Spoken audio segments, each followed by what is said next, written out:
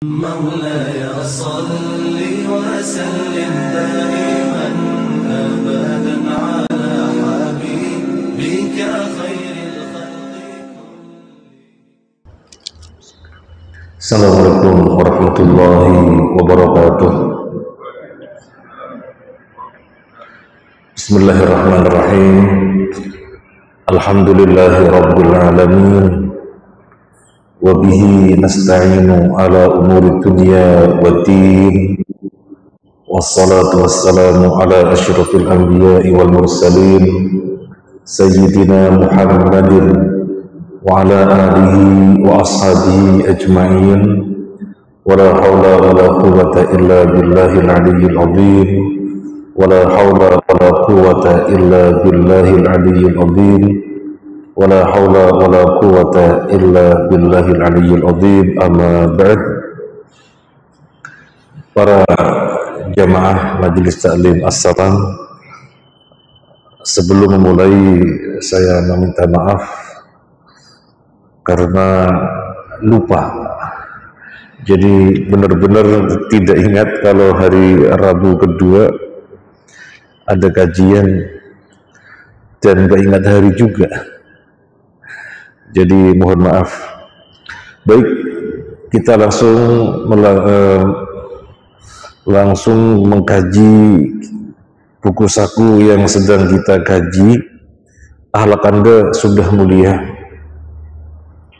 Dengan kajian ini harapan kita bisa saling mengingatkan untuk meningkatkan akhlak kita. Karena Nabi Sallallahu Alaihi Wasallam diutus untuk menyempurnakan akhlak. Kita sedang membacakan beberapa contoh akhlak.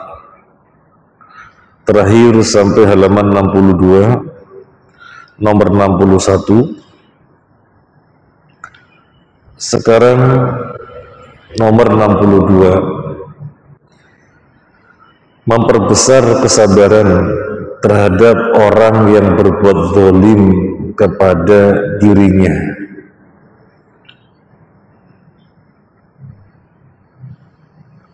Orang berbuat zalim,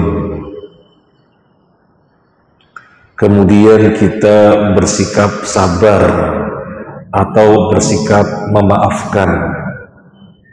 Ini adalah akhlak yang mulia.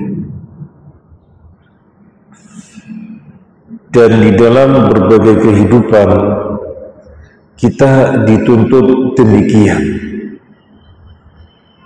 terlebih antara suami dan istri. Ketika masing-masing mengetahui dan merasakan pasangannya orang baik, orang soleh,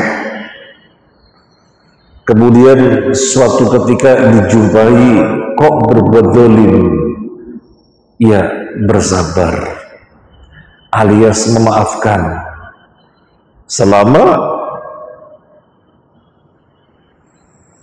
dari awal diketahui sebagai orang yang baik.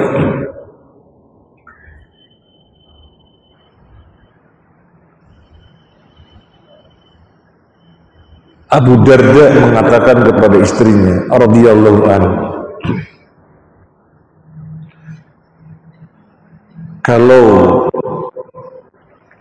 aku sedang marah kepada kamu, kamu diam saja. Demikian pula kalau kamu lagi marah kepada aku diam saja. Artinya memaklumi pasangannya lagi marah. Kalau tidak demikian, kata Abu Darda lebih lanjut, maka kita tidak pernah bersatu. Jadi terlebih suami dan istri yang setiap hari banyak bermuasyarah dan paling sering banyak berkomunikasi, bertemu, maka potensi untuk terjadinya permasalahan lebih besar lagi. Ada kalanya sampai pada tindakan mendolimi selama dari awal pasangannya diketahui orang baik, orang soleh, kemudian dijumpai suatu ketika tidak semestinya, bersikaplah memaafkan alias bersabar. Misalnya seorang istri di dalam beberapa hak merasa tidak dipenuhi, bagaimana sikapnya? Di dalam beberapa hak merasa tidak dipenuhi oleh suaminya, sabar dan meminta gantinya kepada Allah. Demikian pula suami, ketika merasakan haknya tidak dipenuhi oleh istrinya, ada hak-hak yang sebenarnya istri memenuhinya karena merupakan kewajibannya, tapi istri tidak memenuhinya, ya sudah bersabar, minta gantinya kepada Allah. Nabi SAW bersabda, tu'adduna al-haqqa alladhi alaikum wa tas'aluna allaha alladhi lakum. Ini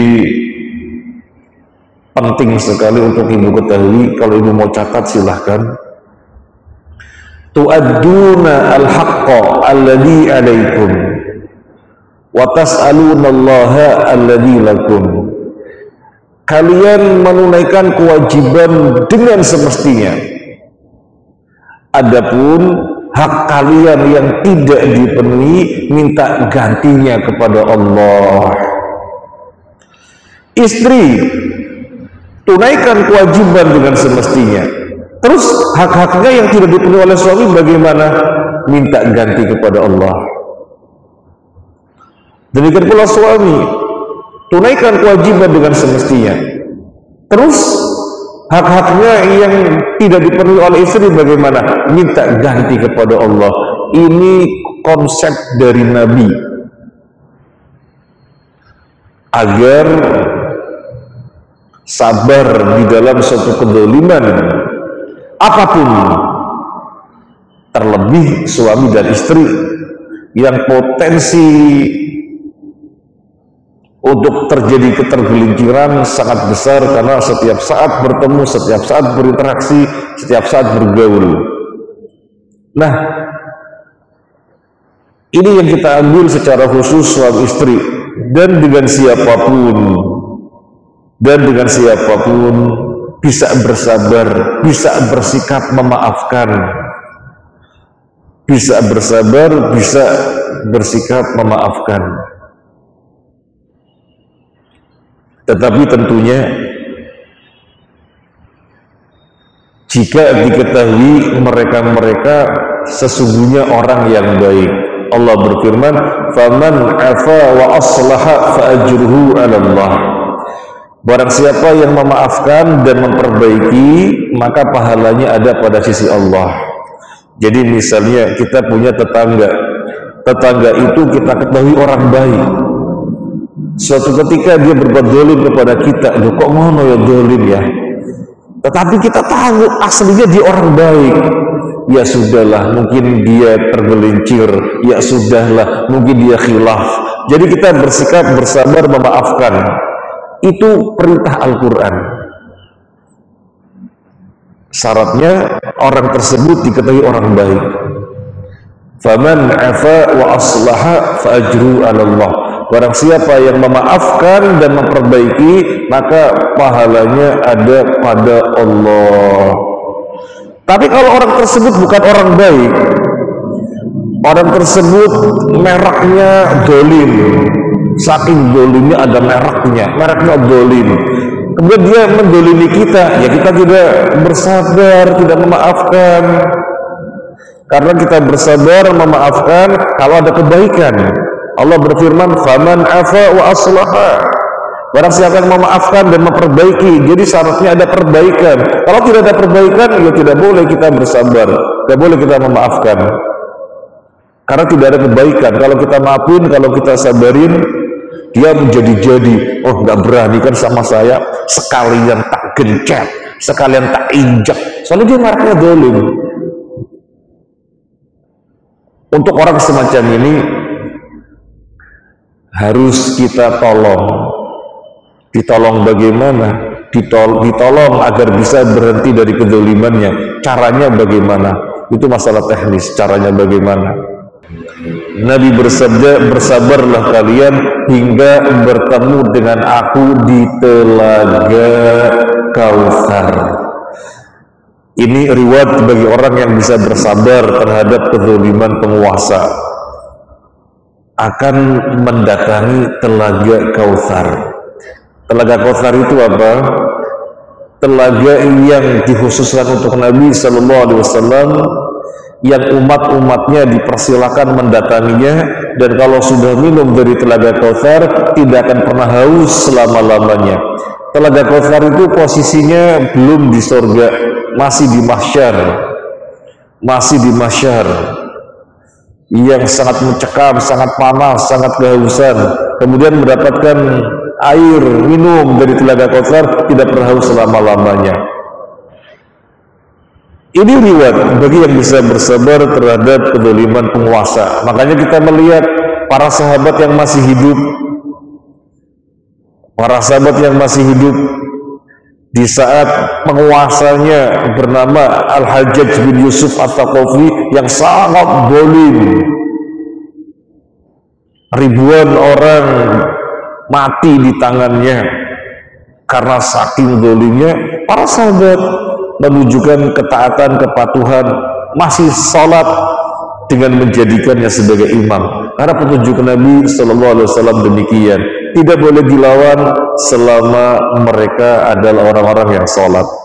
Baik ibu, ini 62, ini akhlak bersabar dari kezaliman. Yang ke-63, meningkatnya rasa takut dan semakin mendekat kepada Allah setiap kali merasakan adanya kebaikan-kebaikan darinya. Kita mendapatkan kenikmatan-kenikmatan, kita mendapatkan fasilitas-fasilitas, keenakan-keenakan, kenikmatan-kenikmatan hidup. Berarti itu karunia dari Allah.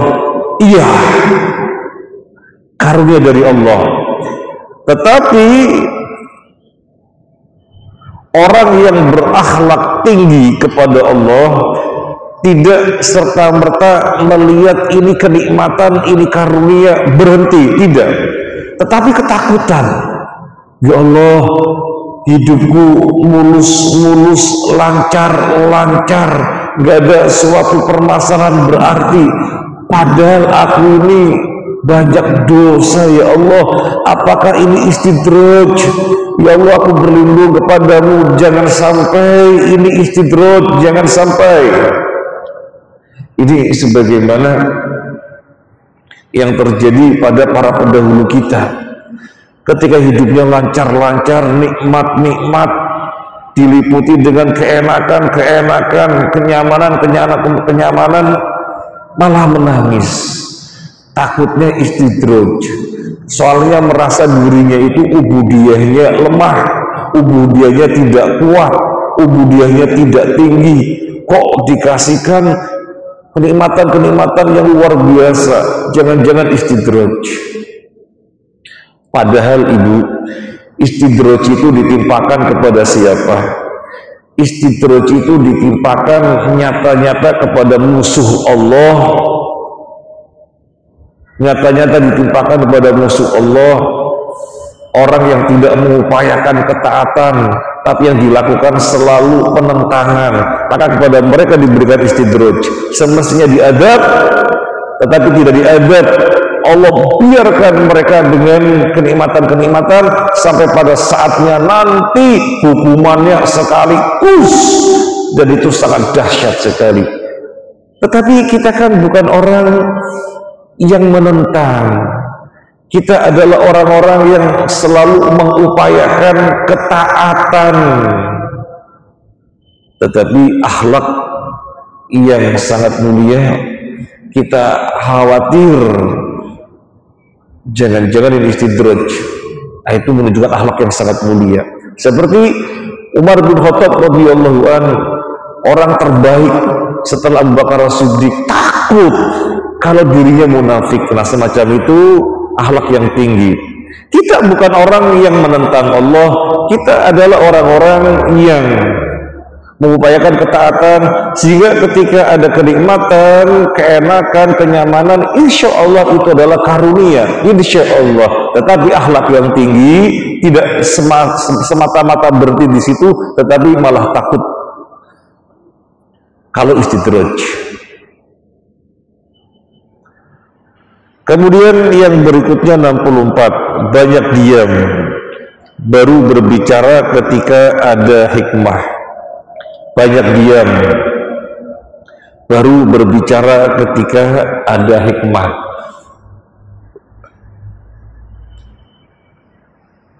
Para jamaah rahiman wa rahimakumullah,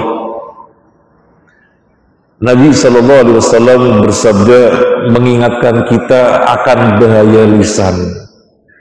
Di dalam sabdanya yang maknanya betapa banyak kalimat-kalimat yang terlontar oleh lisannya seseorang yang menjerumuskan dia ke dalam neraka sedalam antara jarak timur dan barat. Jadi terjerumus jauh ke dalam neraka, sangat dalam, dalamnya jarak antara timur dan barat. Artinya apa? Hati-hati dengan lisan. Hati-hati dengan lisan. Orang bilang lidah tidak bertulang. Iya, tidak bertulang. Tetapi akibatnya bisa membahayakan dirinya. Artinya ini sesuatu yang kapan saja diucapkan gampang. Ini sesuatu yang mau berbicara apapun bisa.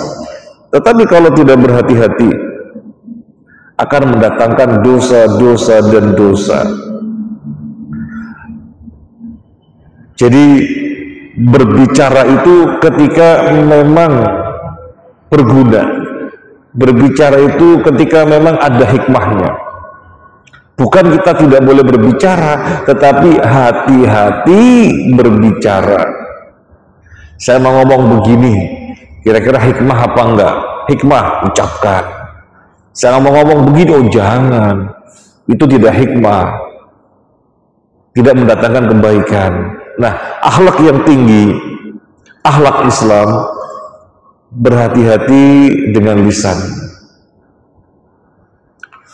Kemudian sekarang yang ke-65, tidak pernah dengki kepada sesama muslim. Bagaimana biar kita tidak dengki kepada muslim lainnya? Bagaimana? Bagaimana caranya biar kita tidak dengki kepada muslim lainnya? Tetapi perlu diketahui dulu definisi dengki itu apa? Definisi dengki itu apa? Dengki atau hasad adalah merasa jengkel ketika ada kenikmatan sampainya kepada orang lain. Hati merasa jengkel, murka. Kok kawannya mendapatkan kenikmatan-kenikmatan karunia dari Allah.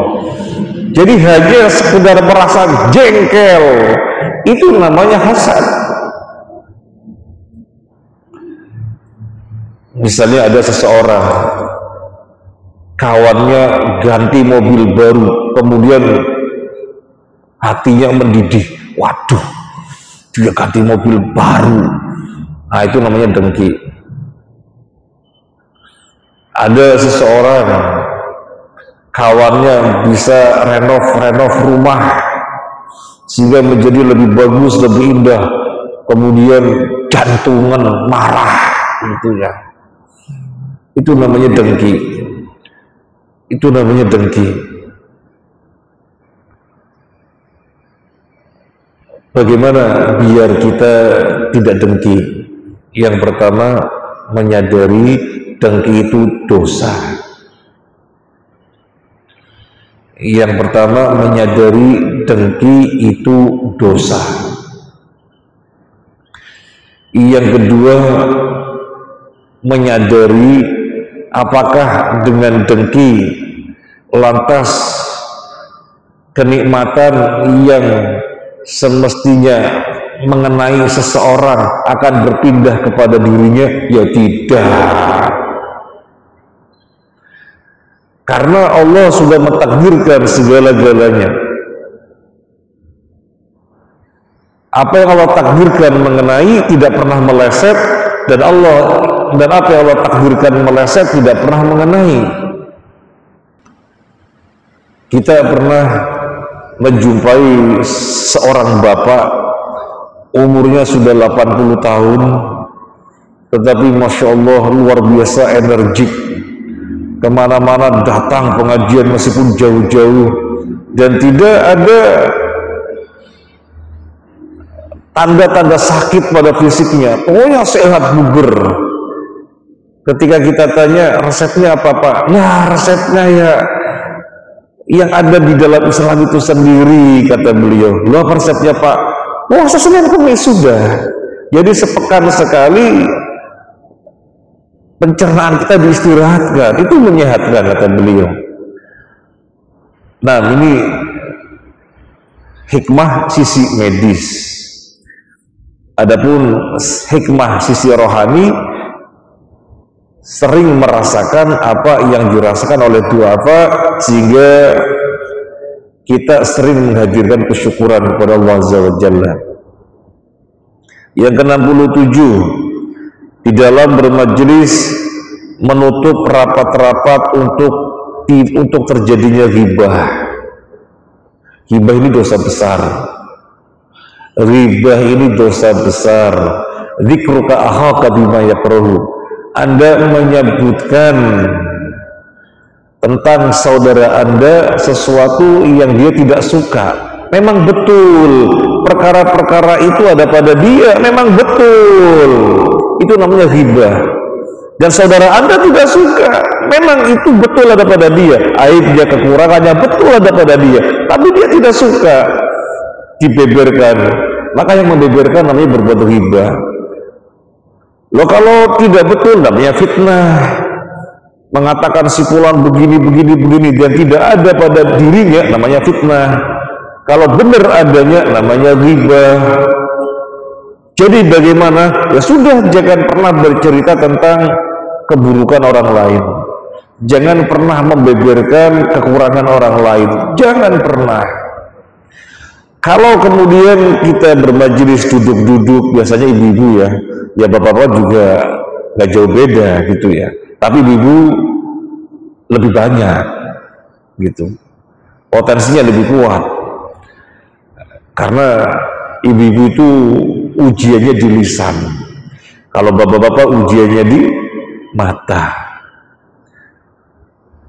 Ibu-ibu ujiannya di lisan, sehingga kalau gerombol itu kemudian pembicaranya suka-suka terhantarkan membicarakan seseorang. Lagi gerombol bertiga ngomong ngalor ngidul, tiba-tiba terhantarkan untuk membicarakan aib orang lain. Nah kalau sudah seperti itu di stop, direm atau diantisipasi. Mungkin tinggalkan itu majelis, ngapunten saya ada perlu.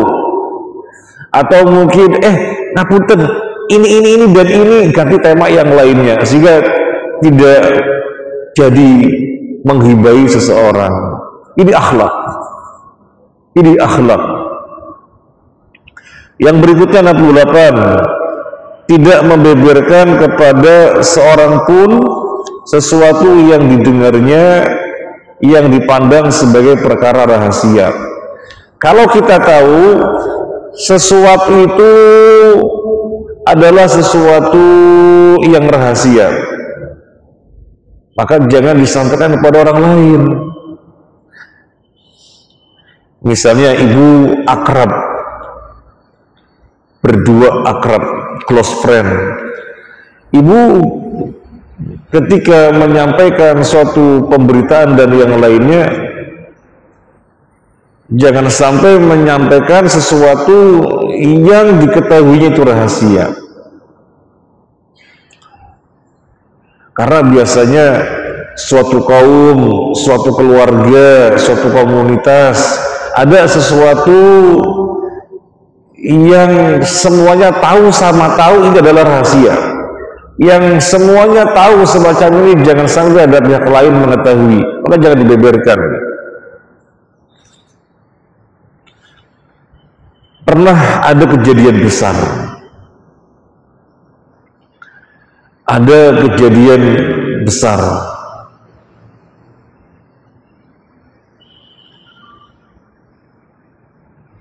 namanya Hattab bin Abi Balta'ah.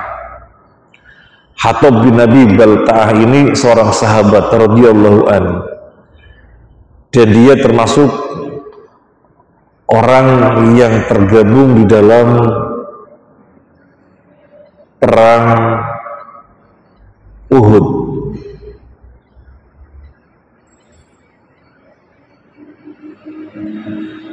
Dia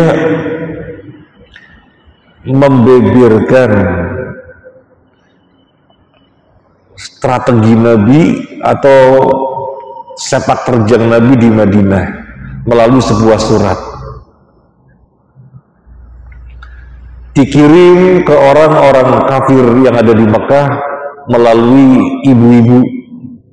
Jadi ibu-ibu melakukan perjalanan membawa surat Hatib bin Abi Balta'ah. Nabi SAW mendapatkan wahyu dari Allah Azza wa Jalla.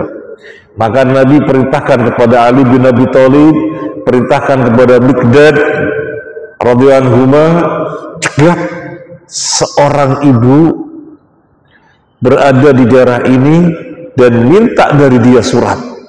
Maka Ali radhiyallahu anhu dan Miqdad radhiyallahu anhuma berangkat menuju daerah yang dimaksudkan oleh Nabi sallallahu alaihi wasallam, dan betul ada wanita yang lagi melakukan perjalanan. Maka di stop, kata Ali bin Abi Thalib, berikan kepada saya apa yang kamu bawa. Dia memungkiri, oh saya bawa apa? Sudah, berikan apa yang kamu bawa. Dia tetap berkilah, gak bawa apa-apa. Kalau kamu tidak mau, biar aku yang menggeledah kamu. Akhirnya diberikanlah surat, dan isinya adalah pemberitaan oleh Hatib bin Abi Balta'ah tentang sepak terjangnya Nabi di Madinah yang rencananya ditujukan untuk orang-orang kafir Mekah. Maka Hatib bin Abi Balta'ah dipanggil oleh Nabi SAW. Kenapa kamu berbuat demikian? Umar bin Khattab sudah mengatakan kepada Nabi SAW, ya Rasulullah, izinkan aku memenggal lehernya. Ini kalau sudah seperti urusan yang besar sekali, sudah memberitakan sesuatu kepada musuh, ini kan konteksnya konteks perang gitu ya, memberikan sesuatu kepada musuh. Nah, ini sesuatu yang sangat besar, meskipun tidak setinggi kadarnya seperti itu. Intinya kita memahami, kita berada dalam satu komunitas apa, kemudian kita juga berada dalam komunitas yang lainnya, kita juga berada dalam komunitas yang lainnya. Kita mesti mengerti perkara-perkara yang sekiranya tidak boleh orang lain tahu, perkara-perkara yang tidak boleh terbuka oleh umum. Maka jaga baik-baik, ini akhlak. Dan biasanya juga keluarga dengan keluarga, antar keluarga, ada sesuatu yang dijaga, yang jangan dibeberkan, yang jangan sampai terbuka untuk orang lain. Maka masing-masing keluarga di dalamnya memahami hal itu. Para jamaah rahimakumullah, jadi ini akhlak yang sangat mulia. Kalau kita tertinggal dari suatu ubudiyah, dari suatu peribadahan, kita sedih dan kita berpikir apa sebagai gantinya. Ya Allah, saya sudah memprogram tidak ada hari kecuali infak, tetapi hari ini kelewatan. Hari ini kelewatan, saya tidak berinfak. Maka sebagai gantinya saya akan berbuat apa? Nah, semacam itu akhlak yang mulia. Kemudian yang ke-70,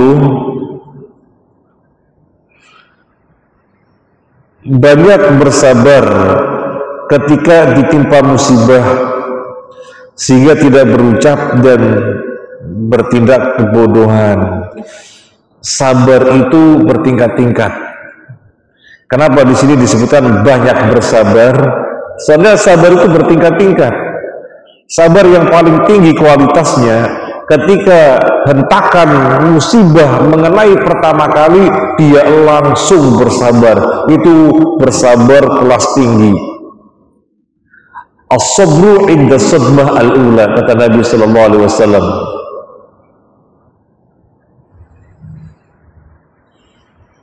Sabar yang tinggi kualitasnya ketika hentakan musibah memukul pertama kali, kena musibah langsung sabar, itu yang sangat tinggi. Maka di sini disebutkan banyak bersabar, soalnya sabar bertingkat-tingkat. Orang kalau sabarnya berkualitas, sabarnya tingkat tinggi, maka tidak akan terucap oleh lisannya ucapan-ucapan kebodohan. Tidak akan diperbuat oleh anggota badannya perbuatan-perbuatan kebodohan, tidak akan, kalau sabarnya tingkat tinggi. Tapi kalau sabarnya sabar yang biasa-biasa, ya bisa saja awalnya sudah berucap kebodohan, baru kemudian sadar, ya Allah, kok saya nggak sabar. Nah, itu namanya sabarnya sabar yang tidak tingkat tinggi. Pernah terjadi pada seorang wanita, dia menangis-nangis sedemikian rupa di depan makam anaknya. Nangis hebat di depan makam anaknya. Kemudian Nabi melewati dan melihat pemandangan itu. Nabi memberikan nasihat, Bu, bersabar. Tapi wanita itu tidak menoleh, malah tambah marah-marah. Sama kamu pergi, kamu tidak tahu apa yang saya rasakan. Nabi kemudian berlalu. Kemudian orang itu dikasih tahu oleh orang lain, Bu, kamu tahu siapa tadi yang menegur ibu? Gak tahu siapa. Itu Rasulullah Sallallahu Alaihi Wasallam. Langsung ibu ini bergegas ke rumah Nabi Sallallahu Alaihi Wasallam, dan rumah Nabi tidak ada security-nya, kan dalam riwayat begitu ya. Dan rumah Nabi tidak ada security-nya. Langsung dia bisa menemui Nabi Sallallahu Alaihi Wasallam. Ya Rasulullah, mohon agungipun pangapunten, kula boten ngertos kalau itu adalah panjenengan. Maka Nabi menjawab, as-sabru inda sadmah al-ula. Sabar tingkat tinggi adalah ketika hentakan musibah menimpa pertama kalinya. Artinya Nabi tidak menafikan ibu ini orang yang sabar, tidak menafikan, tapi sabarnya sudah sekian berlalu, sudah melalui beberapa waktu baru sabar. Itu bukan sabar tingkat tinggi, sehingga dia sempat berlaku kebodohan, berbuat kebodohan, nangis-nangis hebat di depan makam anaknya. Itu kan berbuat kebodohan. Kenapa berbuat kebodohan? Soalnya tidak mempertebal kesabaran, tidak berbuat sabar tingkat tinggi. Oleh karena itu, yang terjaga dari ucapan kebodohan, yang terjaga dari tindak kebodohan, orang yang sabarnya tingkat tinggi.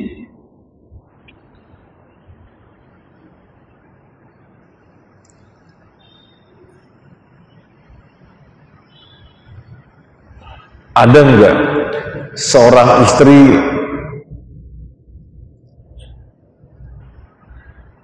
yang kemudian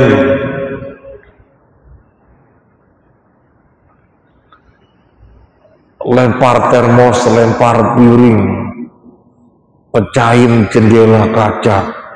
Ada apa enggak? Ada. Kenapa? Karena merasa didolimi oleh suaminya. Nah, ini kembali kepada yang tadi. Sebenarnya selama diketahui suaminya orang soleh, orang baik-baik, kemudian suatu ketika dirasakan ada kedzaliman, maka carilah 70 alasan untuk memakluminya, carilah 70 alasan untuk bisa bersabar. Nah, tetapi dia tidak demikian, akhirnya lempar termos, lempar piring, pecahkan kaca jendela. Baru sadar kemudian. Nah, baru sadar kemudian ini namanya sabarnya bukan sabar yang tebel, sehingga sempat berbuat perbuatan yang merupakan kebodohan. Dan yang saya sampaikan ini nyata, Ibu. Jam 12 malam HP saya berdering. Waduh, HP berdering jam 12 malam. Dan kadang HP saya dimatikan, kadang enggak. Seringnya dimatikan kalau malam. Tapi itu enggak dimatikan berarti. Jam 12 malam berdering. Mau tak angkat. Malam-malam tidak diangkat. Orang nelpon malam-malam barangkali penting banget, ya wis tak angkat. Ketika diangkat ternyata suaranya seorang bapak-bapak. Ustadz, tolong minta waktunya, penting banget. Tolong minta waktunya, penting banget. Ya saya bilang, ya sudah, datang ke masjid. Akhirnya dia datang dengan istrinya di masjid. Sampai masjid sudah jam berapa? Hampir jam 1 malam. Saya bertanya, ada apa? Kemudian suaminya menjawab, ya ini istri saya lempar termos, lempar piring, pecah kaca jendela. Loh, kenapa ibu demikian?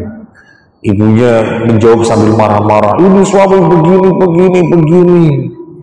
Kemudian setelah ditelusuri permasalahannya dan diketemukan solusinya, ternyata ya bukan masalah berat, masalah salah paham saja.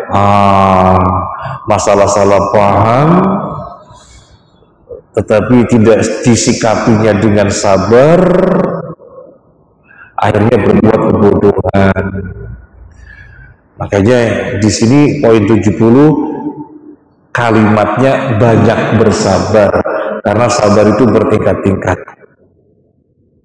Yang paling tinggi ketika hentakan musibah pertama kali menimpa langsung bisa bersabar. Gimana formulanya biar bisa mendapatkan sabar tingkat tinggi? Formulanya bagaimana? Ibu biasa mengucapkan qadarullah wa ma syaa fa'al. Ibu biasa ucapin itu, qadarullah wa ma syaa fa'al, atau qaddarallah wa ma syaa fa'al. Sudah Allah takdirkan, apa yang Dia kehendaki pasti terjadi, tidak mungkin terjadi. Itu membantu kita untuk memiliki sabar yang besar. Bukan sabar yang didapatkan setelah berlalunya waktu, bukan.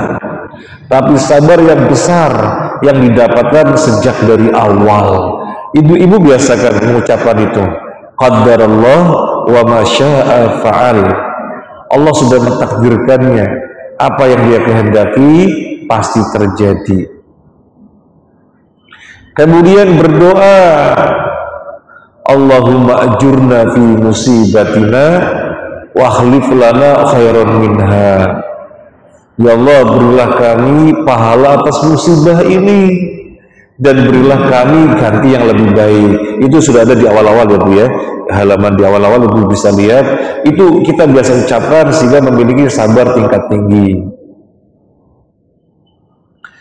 Ibu rahmatullah, orang yang memiliki sabar tingkat tinggi, dia tidak akan mengeluh kepada orang lain. Aku kok ngene-ngene ngono yo, aku kok ngono-ngono ngene yo. itu menunjukkan orang yang sabarnya tidak tinggi, atau jangan-jangan bukan orang yang sabar. Orang yang sabarnya tingkat tinggi, dia hanya mengadukan kepada Allah. Kalau memang bercerita kepada kawannya, maka kawan yang paling dekat, artinya kawan yang bisa mendengarkan sehingga tidak menunjukkan mengeluh, tetapi menceritakan sesuatu yang terjadi kepada kawannya. Barangkali ada solusi, barangkali ada apa. Tapi kalau tetapi kepada setiap orang diceritakan, itu menunjukkan orang yang tidak sabar. Karena yang utama tidak pernah diadukan kecuali kepada Allah saja. Kalau memang harus bercerita, maka kepada kawannya yang paling dekat yang bisa mendengarkan. Karena kalau ada apa-apa tidak diceritakan, rasanya kok numpuk pada dirinya, maka cari kawan yang paling dekat dan tidak di dalam koridor mengeluh, tapi menceritakan, barangkali bisa dibantu ada solusi atau didoakan. Koridornya itu bukan mengeluh.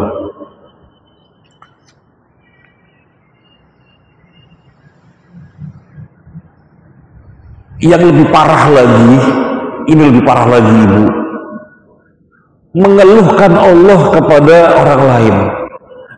Ini paling parah, mengeluhkan Allah kepada orang lain. Gimana ya, Allah memuji saya gini sekian lama. Nah, ini namanya mengeluhkan Allah kepada orang lain. Ini yang parah. Gimana ya, Allah memuji saya sekian lama, akhirnya saya nggak bisa ini. Loh, mengadukan Allah kepada orang lain. Ini paling parah. Dan itu juga disampaikan oleh Syekh Utsaimin rahimahullah ta'ala, adanya ungkapan-ungkapan yang tidak tepat semacam itu.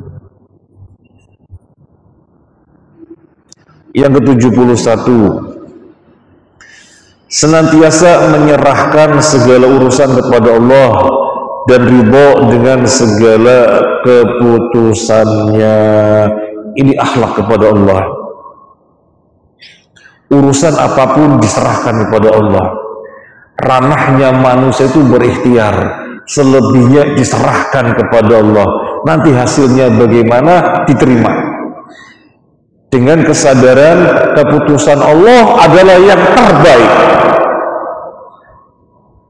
Apalagi mengetahui ayatnya, asa an takrahu syai'an wa huwa khairul lakum wa asa an tuhibbu syai'an wa huwa syarrul lakum. Bisa jadi kalian membenci sesuatu padahal itu baik di sisi Allah, dan bisa jadi kalian mencintai sesuatu padahal itu buruk di sisi Allah. Nah, kalau dia mengetahui ayat ini, sehingga dia sangat ridho apapun yang diputuskan oleh Allah. Yang penting ranahnya manusia ikhtiar, dan serahkan kepada Allah, sadarkan kepada Allah. Keputusannya Allah bagaimanapun diterima dengan sepenuhnya. Kalau berupa perkara yang merupakan kelapangan, disyukuri. Kalau berupa perkara yang kesempitan, disabari. Dan Nabi Sallallahu Alaihi Wasallam kagum kepada urusannya orang-orang mukmin. Saya ulangi lagi, Nabi Sallallahu Alaihi Wasallam kagum kepada urusannya orang-orang mukmin. Kenapa? Karena seluruh urusan yang menimpa orang mukmin mendatangkan kebaikan, gak ada yang buruk. Nabi bersabda,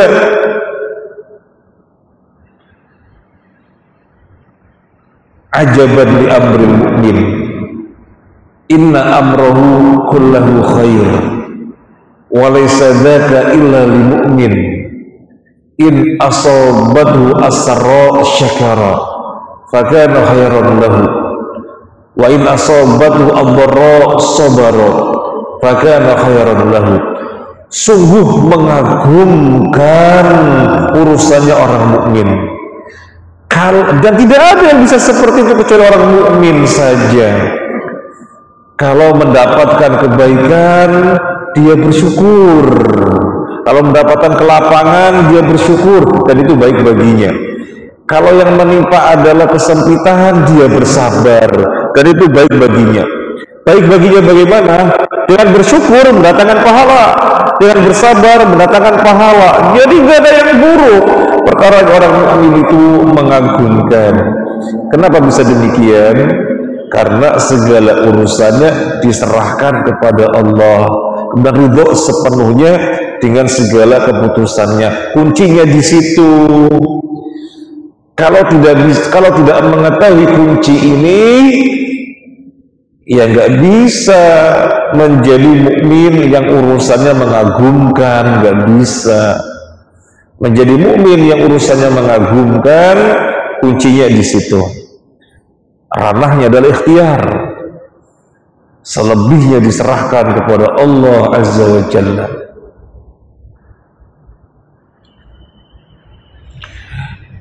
Bagaimana kita memahami ranah manusia itu ikhtiar?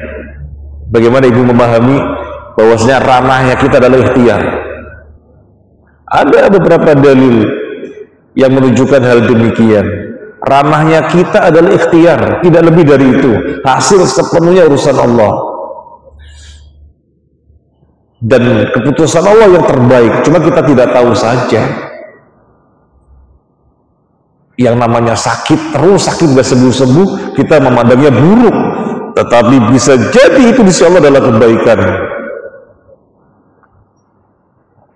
Yang namanya punya ini, berhasil ini, kita memandangnya baik, tapi bisa jadi di sisi Allah itu adalah keburukan.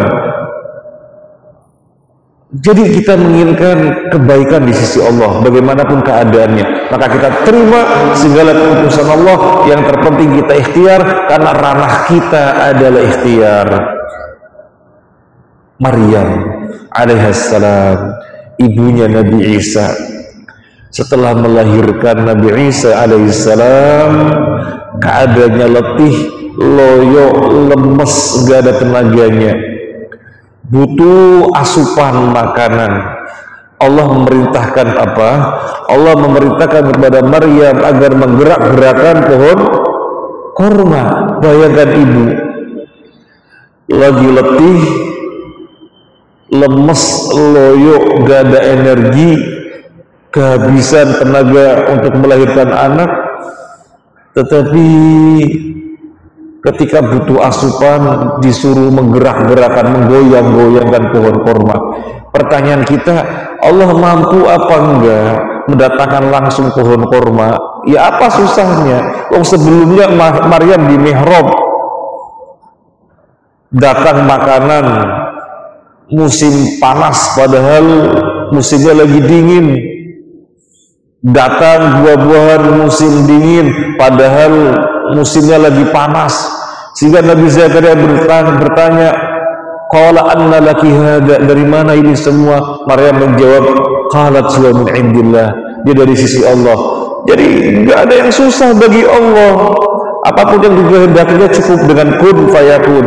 Tetapi kenapa Maryam ketika melahirkan anaknya yang masih lemes, letih, kok kemudian untuk butuh korma, untuk menjadi asupan makanannya disuruh berbuat menggoyang-goyangkan pohon kurma? Ini menunjukkan ranah manusia itu ikhtiar. Yang terpenting ikhtiar. Kalau dipikir-pikir dengan akal kita, wajar nggak orang lagi lemes gorok-gorokin pohon kurma? Pohon kurma kan apa sih pohon kurma? Pohon kurma itu apa seperti tanaman bayam? Apa seperti pohon kelapa? Pohon kelapa, bukan seperti tanaman semangka, bukan seperti labu. Pohon kurma seperti kelapa. Artinya ranah manusia yang terpenting ikhtiar. مولاي صل وسلم دائما